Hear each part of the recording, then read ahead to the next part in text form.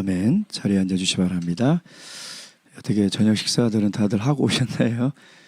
정말 이렇게 바쁜 도시 속에서 또 차도 막히는데 저녁 예배에 참석한다는 것이 참 쉬운 일은 아닙니다. 그러나 이렇게 하나님 말씀을 가까이 하고 사모하려는 우리 귀한 성도님들의 마음에 오늘도 하나님의 말씀의 은혜가 임하길 진심으로 축원드립니다. 예수 그리스도의 이름으로 하나님 말씀 함께 공부하겠습니다. 오늘 창세기 56번째 에서의 족보 창세기 36장입니다. 창세기 36장. 이제 야곱의 이야기가 마무리가 되었습니다.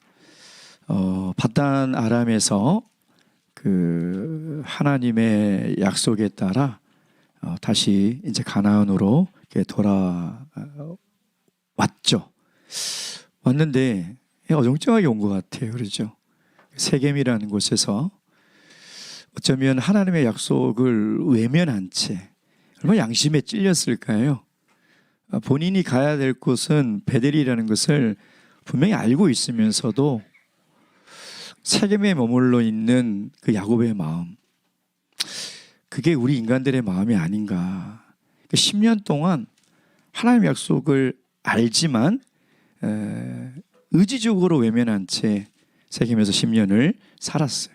약속의 땅도 아니고 세상도 아닌 어정쩡한 경계선에서. 오늘 우리 기독교의 가장 큰 문제점은 뭐냐면 이 경계선에 있는 성도들이 너무나 많다는 거예요. 너무나 많다. 정말 하나님의 중심 안으로 들어와야 되는데 딱 경계선에서, 그러니까 천국은 가고 싶고 세상도 놓치기 싫은 이 딱 가운데 마음에서 살려고 하죠. 그러니까 본인들이 스스로 굉장히 똑똑하다고 생각해. 하나님 보시면서 얼마나 우습겠습니까? 그 중심을 다 아시는데 왜 거기에 머물러 있고 왜 신앙 안으로 깊이 들어오지 않고 늘 그 자리에 머물러 있는지 하나님이 모르겠습니까? 하나님 야곱의 마음을 너무나 잘 알고 계셨죠. 그러니까 그 경계선에서 세겜에서 10년을 살았어요. 얼마나 잘 먹고 잘 살았겠습니까? 그 풍요의 땅에서, 그 발달된 문명 속에서 얼마나 육신적으로 풍요롭고 안락한 삶을 살았겠습니까? 그래서 하나님의 백성들이요, 죄를 짓는 것보다 더 무서운 게 죄를 지으면서도 죄에 대해서 무감각해지는 거예요. 무감각해지는 거예요. 죄의 자리에 처음에 있을 때는 우리 그리스도인들이, 그러니까 정말 신앙의 양심이 있는 성도들은 마음이 불편해요. 불편해요. 여러분, 안식일날 한번 빠지고 마음이 안 불편하다, 그럼 그 사람은 이미 양심에 화인 맞은 거예요. 이미 큰일 난 거예요. 내가 기도하지 않고 하나님께 해야 될 거 하지 않은데도 내 마음이 전혀 꺼리낌이 없다, 정말 큰일 나는 거예요.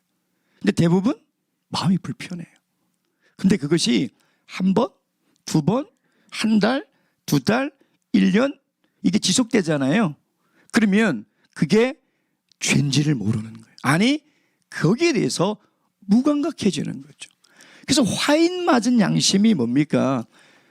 불로 지져진 양심이라는 거예요. 여러분, 혹시 살이 그 화상을 입은 그런 혹시 부위가 있으면, 저는 있거든요. 그래서 이미 세포가 죽었어요, 거기는. 그래서 바늘로 찔러도 피는 나는데 안 아파요. 아프지가 않아요. 왜? 이미 그게 죽어가지고 감각이 없는 거예요. 그러니까 우리 성도들에게 정말 무서운 것은 내가 지금 죄의 자리에 있으면서도 이 죄의 자리에 있는 것을 무감각하게 여기는 거죠. 그래서 하나님이 야곱의 가정에 엄청난 비극적인 사건을 받게 하시잖아요. 그래서 하나님의 음성을 듣습니다. 베델로 올라가라. 야, 잘 먹고 잘 살 때는 하나님 말씀이 안 들렸어요. 그게 우리 인간이에요. 여러분, 우리가 육신이 편하잖아요. 하나님 말씀이 안 들려요. 병이 나잖아요. 들려요. 틀린다. 그 사미한 음성 가운데 계신 하나님의 말씀이 들려요. 그래서 정말 지혜로운 사람은 건강할 때, 내가 평안할 때도 하나님 말씀을 들을 수 있는 가난한 심령을 가진 사람. 내가 비록 세상에서 잘 먹고 잘 살지만 내 심령은 하나님 말씀에 가난한 사람. 이 사람이 정말 지혜로운 사람. 이 사람이 정말 행복한 사람이라는 것이죠. 그러니까 그 말씀이 들린 거예요. 그래서 여러분, 고난 가운데 들어가니 그 말씀이 들린 거예요. 보세요. 20년 동안 바단 아람에서 벌었던 모든 재산, 그리고 낳았던 10아들, 하나 딸 다 죽게 생겼어요. 여러분, 이게 우리 인생이라니까요. 우리 인생이 한없이 건강할 것 같습니까? 우리 인생이 내일도 잘 나갈 것 같아요? 한치 앞을 모르는 것이 우리 인생이에요. 당장 이제 다 죽게 생겼다네. 근데 하나님의 말씀에 순종하여 베델로 올라가니 하나님이 그 가나안 족속들이 감히 야곱의 가족을 추격하지 못하게 막아주시잖아요. 하나님이 지켜주셔야 돼요. 한치 앞도 모르는 우리 인생을 우리가 어떻게 지킬 수 있습니까? 하나님께서 지켜주셔야 된다는 거예요. 그래서 야곱의 인생을 마무리하면서 저는 야곱의 인생을 보면요, 돌고 돌아 제자리에 온 거예요. 야곱이 있어야 될 자리. 그렇게 인생의 행복과 성공을 위해서 한평생 방황했잖아요. 그러다가 이제야 제자리에 온 거예요. 하나님과 처음 만났던 자리, 하나님과 약속했던 그 자리에 오니 비로소 행복한 인생이 거기에 있더라는 거예요. 비로소 인생의 성공이 거기에 있었다는 거예요. 여러분, 그렇게 세상에서 성공하려고 한평생 돌아다녀도요, 마지막 호흡을 멈추는 날 남는 것은 후회뿐이에요. 여러분, 그러지 않을 것 같아요? 내가 세상에서 아무리 열심히 살고 내가 꿈을 이룬들 그것이 하나님 안에서 이루어지는 꿈이 아니라면, 그것이 하나님의 은혜로 얻은 은혜가 아니라면 그게 다 무슨 소용이 있습니까? 우리가 세상에서 열심히 살아야 돼요. 그러나 하나님이 함께 하셔야 돼요. 하나님이 도와주시고 하나님이 해주셔야 되는 것이죠. 그래야 우리 인생이 든든하게 행복하게 그렇게 살아갈 수 있는 것이라는 것입니다. 여러분, 우리 그리스도인이 있어야 될 자리가 있어요. 저는 늘 우리 장년부 성도님들을 보면서 정말 너무나 감사한 게 뭐라면, 자기 자리를 딱 지키세요. 예배 때가 되면 어김없이 그 자리에 계시고요, 있어야 될 그 시간에 그때 보면 항상 계세요. 쉬운 일이 아니에요. 정말 어려운 일이에요. 근데 그게 행복의 비결이 거기 있는 거예요. 여러분, 성도가 있어야 될 자리가 어디예요? 하나님 안에 있어야 돼요. 하나님의 언약 안에 있어야, 그래야 우리 인생이 진정한 행복을 누리며 살아갈 수 있다는 것이죠.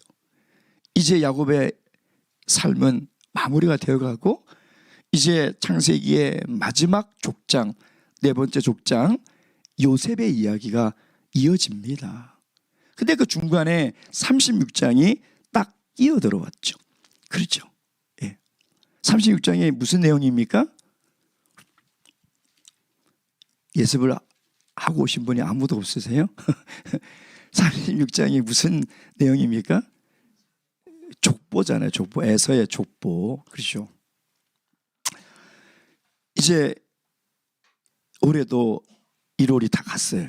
내일만 지나면 이제 2월이고, 2월은 더 빨리 가는 거 아시죠? 2월은 더 빨리 갑니다. 그러면 이제 봄 되면 3, 4, 5는 또 빨리 가요. 그렇죠? 그러니까 이게 벌써 이제 이게 속도가 붙은 것 같아요. 어떻게 연초에 세우신 성경 읽기 잘 하고 계시나요? 예. 근데 제가 청년들한테 그런 얘기예요. 만약에 2, 3일 못 읽었다, 그러면 그걸 처음부터 읽으려고 하지 마라. 그 반드시 실패한다. 오늘 진도 나가라. 오늘 진도 나가야지. 일주일 밀린 거 읽으려고 하면요, 실패해요. 어쩔 수 없어요. 예. 그리고 내가 놓쳤다 하더라도 다시 계속 시작을 해라. 계속 시작을 하는 것이 중요하다. 그래서 매일 성경을 읽는 게 정말 중요하거든. 근데 여러분 진도가 어딘지 모르겠지만 혹시 창세기 36장 읽으셨나요? 대단하십니다. 대부분 36장은요 이게 쓱 보고 뭐야 하고 넘어가요. 이게 눈으로 좀 보고 뭐야 하고 탁 넘어가요. 왜요? 모르는 이름이 훨씬 많아요. 아는 이름 제가 보니까 한 3명밖에 없어요. 다 모르는 이름이고 발음하기도 힘들고 세상에 이런 이름이 있었나? 할 정도로 너무나 우리에게 낯설다는 것이죠. 예. 그래서 많은 사람들이 족보를 딱 맞닥뜨리면 마음속에 드는 의문이 왜 이걸 읽어야 돼? 하고 막 짜증이 올라가거든요. 근데 질문을 바꿔야 돼요. 어떻게 읽어야지? 이 질문을 바꿔야 돼요. 그러니까 늘 우리가 내가 왜 해야 돼? 그러면 그 사람 늘 짜증 속에서 살아가는 사람. 내가 왜 해야 돼? 왜 그 일을 해야 돼? 그러면 그 사람은 정말 너무 안타까운 거죠. 근데 질문을 바꿔보세요. 어떻게 해야 되지? 말 한마디가요 자기 삶의 태도를 완전 바꿔놓고 자기 삶의 방향을 완전히 바꿔놓는, 왜라고 하지 마시고 어떻게 라고 하세요. 그럼 어떻게 읽어야지? 라는 관점으로 생각으로 36장을 딱 보면 이제 좀 36장이 어렵지 않게 느껴진다는 거예요. 이게 너무나 어렵다고 생각하면 왜 이거 읽어야 돼? 라고 생각하면 그냥 넘어가 버리게 되는 거거든요. 족보. 혹시 이거 기억나시나요?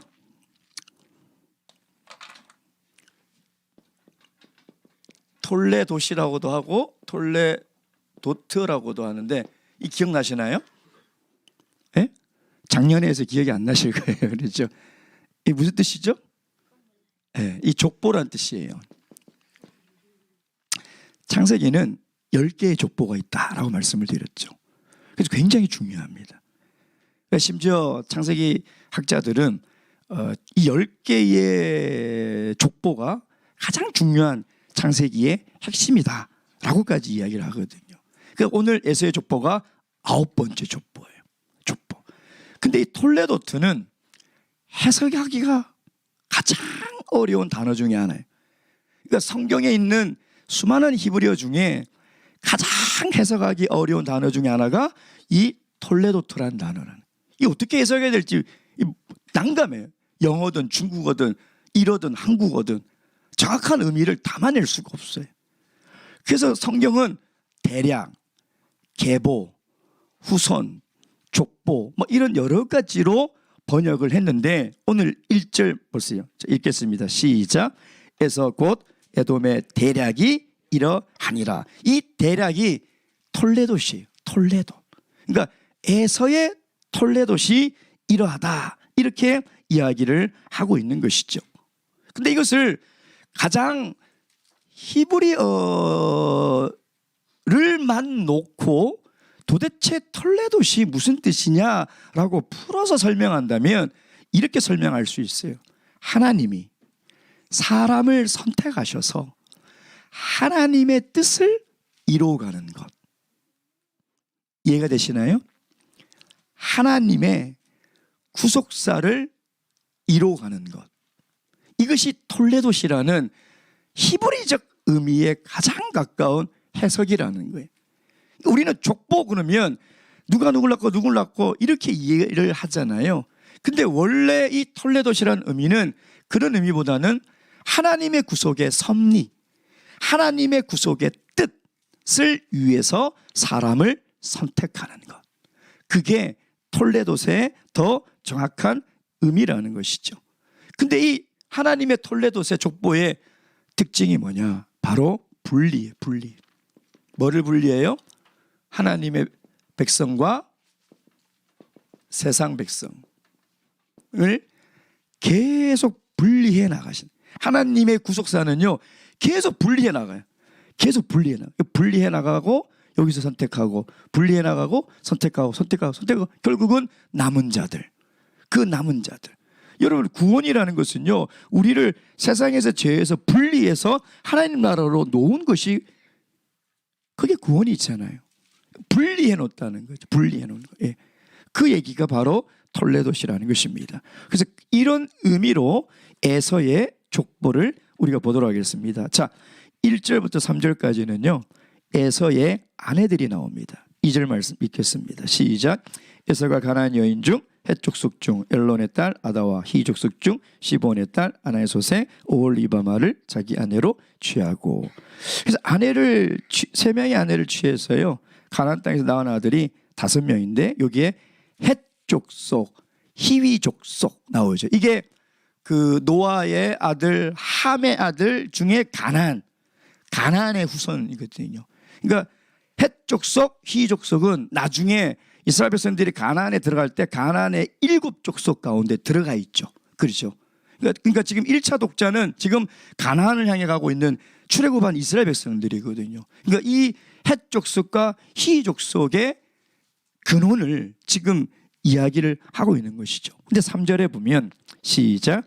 또 이스마엘의 딸 느반요새 누이 바스맛을 취하였더니, 이 기억나십니까? 창세기 26장 34절. 창세기 26장 34절 35절.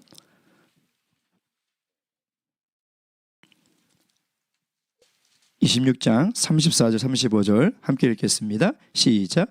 에서가 40세에 헷 족속 베리의 딸 유딕과 헷 족속 에론의 딸 바스맛을 아내로 취하였더니 35절. 그들이 이삭과 리브가의 마음에 근심이 되었더라. 그러니까 그 자기 동족에서 취해야 되는데 에서는 이방 여인을 취했죠. 그랬더니 이삭과 리브가가 근심이 된 거예요. 근심이 된 거예요. 그러니까 에서는 늘 선택하는 거 보면 항상 하나님과 부모의 근심이 되는 선택만 하고 살아가고 있었죠. 예. 자, 그리고 4절부터 5절이 에서가 낳은 아들들이에요. 자, 5절에 이렇게 되어 있습니다. 5절 다 함께 읽겠습니다. 시작. 오홀리바마는 여호수와 얄람과 고라를 낳았으니 이들은 에서의 아들이요 가나안 땅에서 그에게 낳은 자더라. 자, 가나안 땅 밑줄 딱 꺼주세요. 예. 자, 모세가 이 모세오경을 기록할 당시에는 이 1차 독자인 이스라엘 백성들이 이걸 읽을 때는 이미 이 에서의 후손들은 가나안을 떠나서 이미 이방 족속이 되어 있어요. 이미 이방 족속. 지금은 이방 족속이 아니거든요. 근데 가나안 땅에서 나왔다는 건 뭐냐면 이 에돔 족속인, 그러니까 지금 출애굽한 이스라엘 백성들이 맞닥뜨리는 그 에돔 족속들이 원래는 가나안 땅에서 태어났다는 거예요. 여러분, 창세기에서 가나안 땅은 뭐예요? 하나님의 약속의 땅이에요. 하나님의 자녀들이었다는 거예요. 하나님의 백성이었다는 거예요. 그 에돔 이방인이 그 출발이 가나안 땅이라는 거죠. 그리고 이 에서 아들들의 이름이 다 신앙적 이름이에요. 엘리바스는요 하나님의 힘이란 뜻이에요. 르우엘은요 하나님의 친구란 뜻이에요. 그리고 얄람은 하나님의 숨기는 자란 뜻이에요. 그 말은 뭐예요? 에서가 이때까지만 하더라도 하나님에 대한 신앙이 있었다 없었다? 있었다는 거예요. 하나님에 대한 신앙이 있었다는 거예요. 근데 문제는 뭐냐면 신앙적 이름을 지었는데 에서의 아들들은 전혀 신앙적 삶을 살지 않았다는 거죠. 전혀. 이름은 하나님의 힘이고 이름은 하나님의 친구인데 전혀 하나님과 상관없는 삶을 살아갔다는 거예요. 왜요? 아버지 에서가 그렇게 살잖아요. 에서는 영적인 것에 관심이 없어요. 팥죽 한 그릇에 그 장자의 명분을 팔아버려요. 에서는 육적인 일에만 관심이 많아요. 그러니까 신앙이라든지 믿음에 대해서는 관심이 없어요. 공부 잘해라, 돈 많이 벌어와라, 성공해라. 아버지가 늘 그런 말만 해요. 늘 그런 말. 그러면 자녀들은 당연히 어떻게 돼요? 공부 잘하는 게 최고구나, 돈 많이 버는 것이 최고구나. 신앙을 어떻게 최고 우선순위로 여기며 살아갈 수 있어요? 그렇게 할 수가 없는. 아버지 에서가 그렇게 살아가는데, 여러분 저도 부모 세대지만 정말 우리 다음 자녀 세대들이 어떻게 살아가는가는 오늘 우리 부모 세대들의 책임이 크다는 거예요. 크다는 거. 그래서 삶으로 가르칠 수 있어야 돼. 정말 부모가 무엇보다도 신앙을 가장 우선적으로 생각해서 어떤 것보다도 신앙을 최우선에 놓고 살아가면요, 우리 다음 세대들은 보고 배웁니다. 그렇지 않아요? 말 안 해도요, 보고 배우는 거죠. 근데 아버지 예수를 통해서 배울 게 뭐가 있어요? 아무것도 없어요. 신앙적으로는. 그러니 그 아들들이 이름은 굉장히 신앙적인데 삶은 세상 사람하고 똑같이 살아가는 거예요. 여러분, 우리도 가나안 땅에서 태어나서 가나안 땅에 살다가 가나안 땅을 벗어난 사람들이 얼마나 많아요. 그렇지 않아요? 그게 떠난 지 정말 오래되면 나중에 세상 사람인지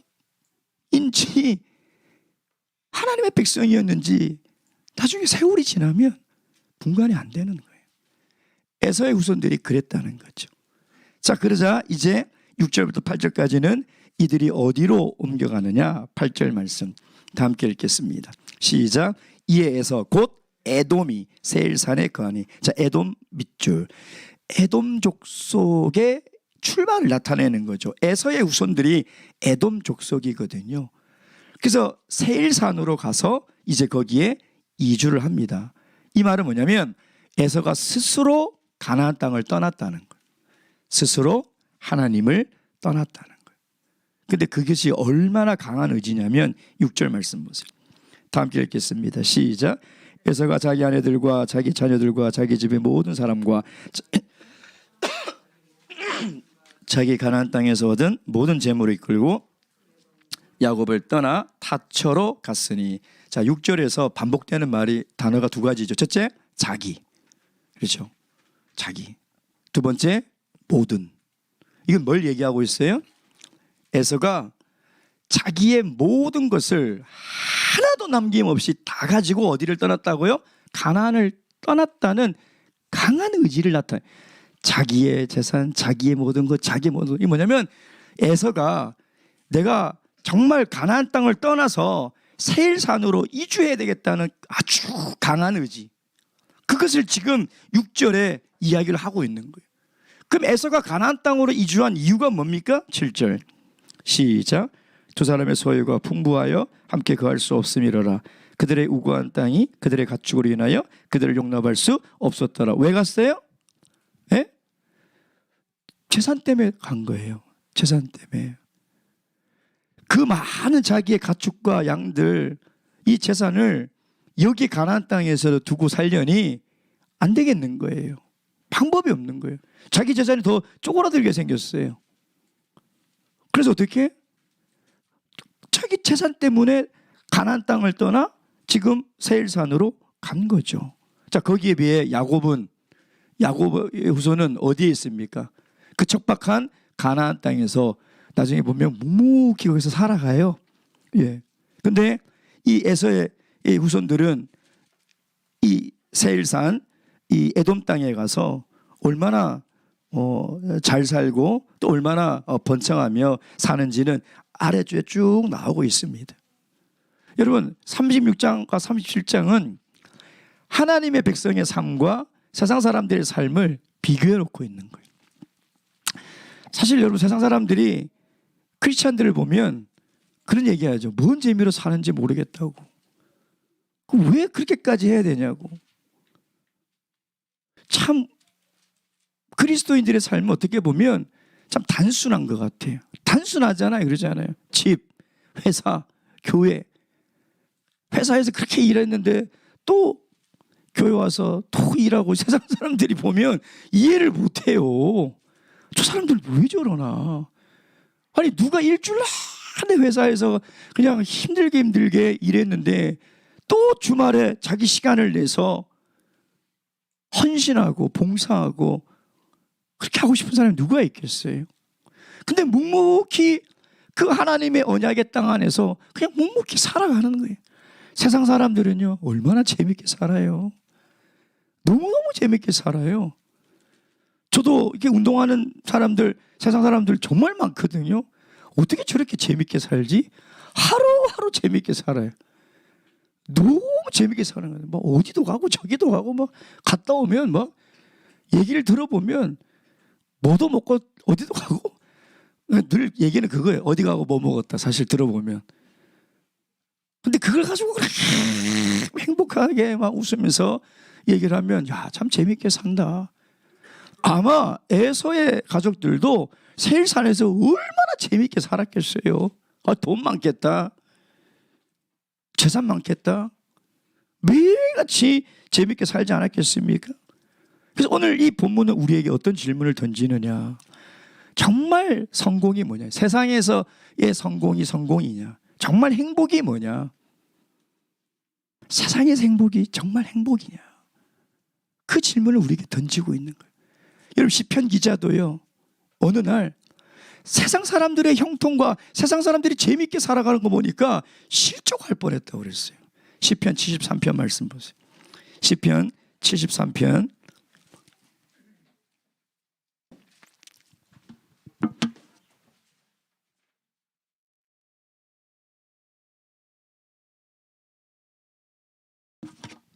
1절에서 3절 함께 읽겠습니다.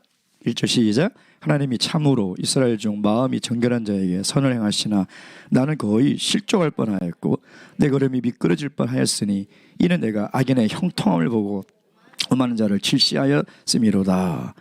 야, 어떻게 세상 사람들은 저렇게 잘 되고 저렇게 인생을 즐겁게 살아가고 하고 싶은 거 다 하고 먹고 싶은 거 다 먹고 가고 싶은 데 다 가면서 살아가냐. 나는 왜 이렇게 하나님 때문에 이것도 못하고 저것도 못하고 왜 이렇게 그냥 척박하게 살아가냐. 신앙이 실족할 뻔했다. 근데 이제 그 가운데 쭉 한탄을 해요. 그러다가 이 시편 기자가 깨달은 것을 얘기하는데 마지막 보세요. 27, 28 시작. 대저 주를 멀리하는 자는 망하리니 음녀같이 주를 떠난 자를 주께서 다 멸하셨나이다. 하나님께 가까이함이 내게 복이라. 내가 주 여호와를 나의 피난처로 삼아 주의 모든 행사를 전파하리로다. 그러니까 에서의 후손들은 세일산에 옮겨서 엄청나게 성공한 삶을 살았어요. 거기에 비해서 야곱의 후손들은요, 그냥 양치면서 그냥 그 척박한 땅에서 살아가는 거예요. 근데 에서의 후손들은 가나안 땅을 떠나서 이제 하나님의 언약 밖으로 뛰쳐나가는 거예요. 즉 구원이 없어요. 구원에서 제외돼 버렸어요. 이 족보를 보면 계속 하나님과 멀어지잖아요. 그러니까 하나님이 분리해가는 거예요. 계속 분리해가는 거예요. 근데 야곱은 하나님의 구원의 축복을 얻었다. 비록 그들의 삶은 척박하고 단순하고 재미없어 보이고 고단해 보이는 것처럼 보이지만 누가 하나님의 구원의 은혜를 얻어 살아가는 사람이 누가 있습니까, 여러분? 그러니까 세상 사람들 부러워하지 마세요. 세상 사람들의 형통을 보고 제발 질투하지 마세요. 그게 뭐가 그렇게 배가 아프고 부럽습니까? 나에게 구원의 은혜가 있는데, 나에게 하나님께서 함께 하시고 내가 하나님의 언약의 백성이 되어서 살아가는데 그게 뭐가 부럽냐. 그 자꾸 부러워하니까 우리의 믿음이 자꾸 미끄러지는 거예요. 자꾸 불신앙의 길로 미끄러지는 거예요, 여러분. 하나님은 지금 이제 드디어 분리했어요. 하나님의 언약 밖으로 에서의 후손들은 자기들이 떠나는 거예요. 여러분, 족보 보세요. 아브라함이 갈대우를 떠나서 올 때 본토아비 친척집을 떠나라고 했는데 데라를 데리고 왔죠. 데라 죽을 때까지 하나님은 물지 않아요. 데라가 죽으니까 내려오잖아요. 왔더니 조카 롯이 또 분리되잖아요. 그렇죠? 이삭과 이스마엘이 분리되잖아요. 야곱과 에서가 분리되잖아요. 그러니까 하나님은 족보를 통해서 계속 하나님의 언약의 밖에 사람들, 하나님의 언약의 사람들을 계속 분리해 나온. 여러분, 이 세일산은요, 이 세일산은 이 구약 성경을 읽어보면 하나님의 시온산과 대적하는 산이에요. 하나님의 시온산, 즉 하나님의 백성들과 사탄의 백성들, 시온산에 거주했다는 것은 마귀의 자녀들이라. 여러분, 에스겔서 35장 15절 말씀 보세요. 세일산 그 지도 PPT 있나요? 에돔 지역. 예. 자, 에스겔서 35장 15절 말씀 읽겠습니다. 35장 15절 에스겔서 35장 15절 말씀. 시작. 이스라엘 족속의 기업이 황무함을 인하여 내가 질고한 것 같이 내가 너로 황무케 하리라. 세일사나 너와 에돔 온 땅이 황무하리니 무리가 나를 여호와인 줄 알리라 하셨다 하라. 예언서에 보면 이런 내용들이 많이 나와요. 신명기에도 많이 나오고요, 이 예언서에도 많이 나와요. 세일산이 어디냐면 저 아래쪽 사해 남부, 저기 에돔이라고 적혀 있죠. 저쪽이 에돔지. 에서가 저 세일산으로 이주를 해서 저기에 원래 있던 히위 족속들을 다 몰아내고 혼혈이 돼서 에돔 족속이 된 거죠. 완전 이방 족속이 된 거예요. 나중에 이스라엘 백성들이 절로 갈 때 에돔 족속이 얼마나 괴롭힙니까? 끝까지 괴롭히거든요. 예. 그래서 세일산은, 에서의 후손인 세일산은 하나님의 백성의 시온산과 대적이 되는 그 산을 상징하고 있는 거예요. 자, 그리고 두 번째, 이제 에돔 족속의 족보가 9절부터 30절까지 나와요. 자, 9절 말씀 보세요. 9절 다시 창세기 본문 돌아가서 9절. 세일산에 거한 에돔 족속의 조상의 에서의 뭐가요? 대략이 톨레도트가 이러하다. 하나님의 구속의 이야기, 하나님이 사람을 선택하여 이루는 하나님의 섭리가 이러하다는 거예요. 자, 9절부터 10절 이 보면 쭉 나오는데 이것도 마찬가지예요. 에돔 족속으로부터 엄청난 괴로움을 받고 있는 이스라엘 백성들이 저 사람들이 어디서 나온 사람들인지를, 그 출발점을 밝히고 있는 거죠. 근데 11절 말씀 읽어보겠습니다. 시작. 엘리바스의 아들들은 대만과 오말과 스보와 가담과. 자, 엘리바스는 에서가 낳은 아들이죠. 하나님의 힘. 근데 그 아들들은 전혀 신앙적인 이름이 아니에요. 그 아들, 그러니까 에서의 손자들 때부터는 이제 완전 세상 사람이 된 거예요. 세상 사람. 완전히. 그러니까 11절부터 완전히 이제 하나님의 언약에서 제외된 이방인이 됐다. 이방인이 됐다. 여러분 참 대조적이죠. 야곱의 10아들, 11아들. 물론 하나들은 가나안에 와서 나왔지만 베냐민은 어디서 나왔어요? 바단 아람에서 나왔잖아요. 이방 땅에서 나왔잖아요. 이방 땅에 나와서 하나님 땅으로 들어왔죠. 에서의 아들들은 어디서 태어났어요? 가나안 땅에 났잖아요. 가나안 땅에 나서 어디로 가요? 이방 땅으로 가버리잖아요. 예. 이방 땅으로 가버리는 거예요. 예. 그래서 지금 완전히 이제 하나님의 이 언약의 밖에 벗어나서 이제 에돔 족속이라는 이방 족속이 돼버린 거예요. 자, 그런데 여기 유명한 족속을 하나 알아야 되죠. 우리가 12절 시작. 에서의 아들 엘리바스의 첩 딥나는 아말렉을 엘리바스에게서 낳았으니. 자, 아말렉 동그라미.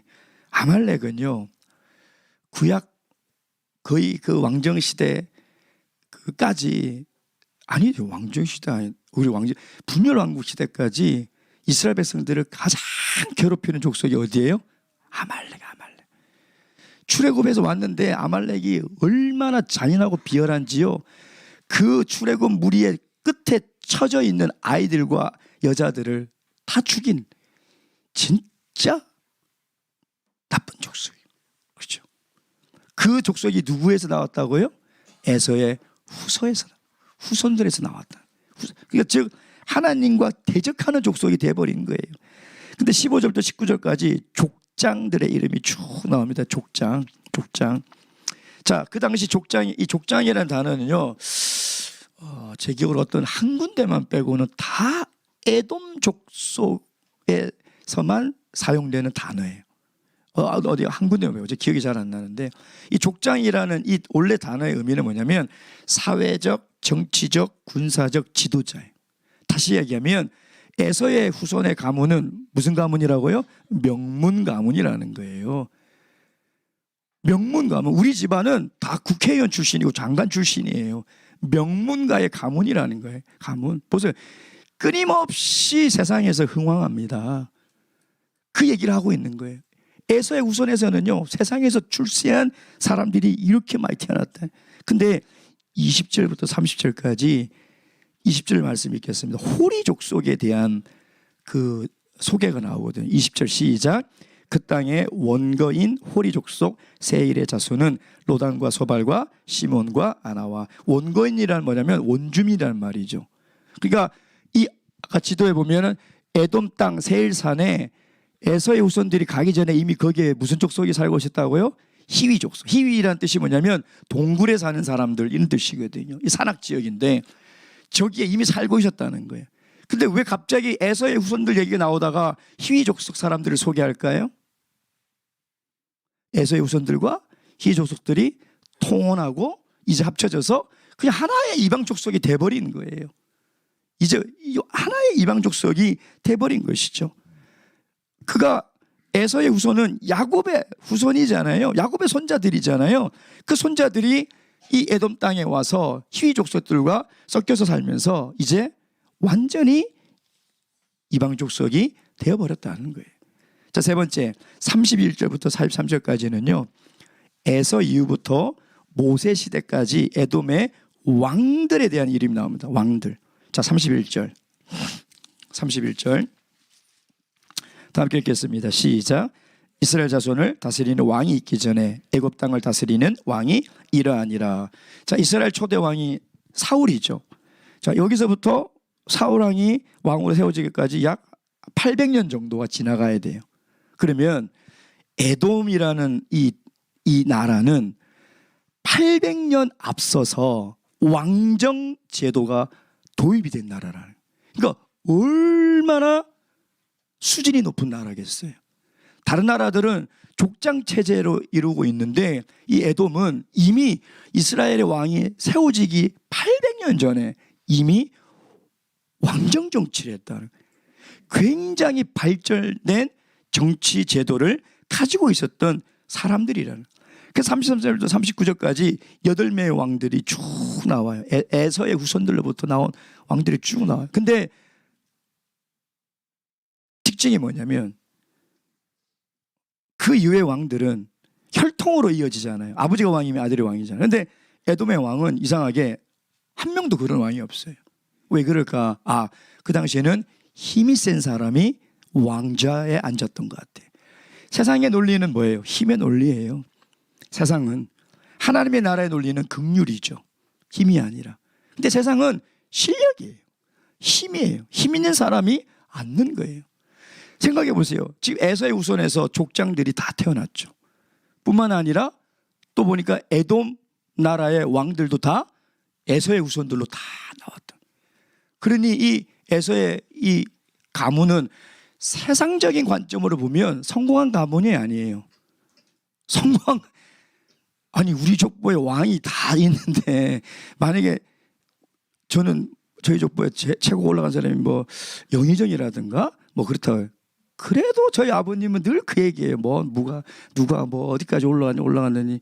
근데 우리 족보에 왕이 다 있어 보세요. 아이고 집에다 걸어놓지 않겠습니까? 족보도를요.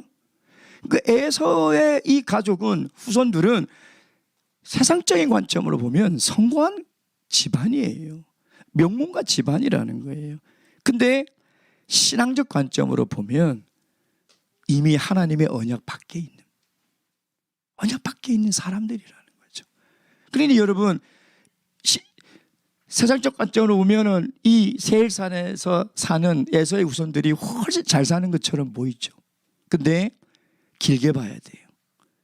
정말 마지막 날 만왕의 왕이신 예수 그리스도께서 다시 이 땅에 오셔서 하나님 나라를 회복하시고 이 땅을 통치할 때, 여러분 역대기나 열왕기 읽어보세요. 왕들이 아무리 왕자리에 있어도 성경은 뭐라고 해요? 옳은 길로 갔느냐, 하나님의 순종으로 갔느냐, 불순종하느냐, 이 두 가지밖에 안 보잖아요. 그렇잖아요. 마지막 날 심판을 할 때 누가 그리스도와 왕노릇합니까? 하나님의 언약에 있는 사람들만이 예수 그리스도와 왕노릇하는 거예요. 결국 정말 인생의 진정한 행복이 어디에 있습니까? 이 세상에 살아갈 때 있는 게 아니에요. 정말 진정한 성공이 무엇이냐 이 말이에요. 세상 사람들이 부러워하는 부를 누리며 살아가는 겁니까? 세상 사람들이 부러워하는 명예와 권력을 잡고 이름만 대도 알만한 그런 집안이 되는 것입니까? 아니에요. 하나님의 언약 안에 거하는 거예요. 비록 하나님의 언약 안이 힘들고 세상 사람들이 볼 때는 너무 답답해 보여도 묵묵히 하나님의 약속 안에 거하며 살아가는 것, 이게 인생의 진정한 행복이고 우리 인생의 참된 성공의 비결이라는 것을 여러분 꼭 명심하셔서, 우리는 지금 이미 분리가 돼서 이 야곱의 아브라함의 자손이 되지 않았습니까? 떠나면 안 돼요. 세상이 아무리 달콤하고 유혹해도 절대 이 하나님의 언약을 떠나지 마시길 주님의 이름으로 축원드립니다. 교훈과 적용 삼고 기도하도록 하겠습니다. 하나님의 약속 안에서 살아가야 하고 세상을 가까이 하면 세상과 동화됩니다.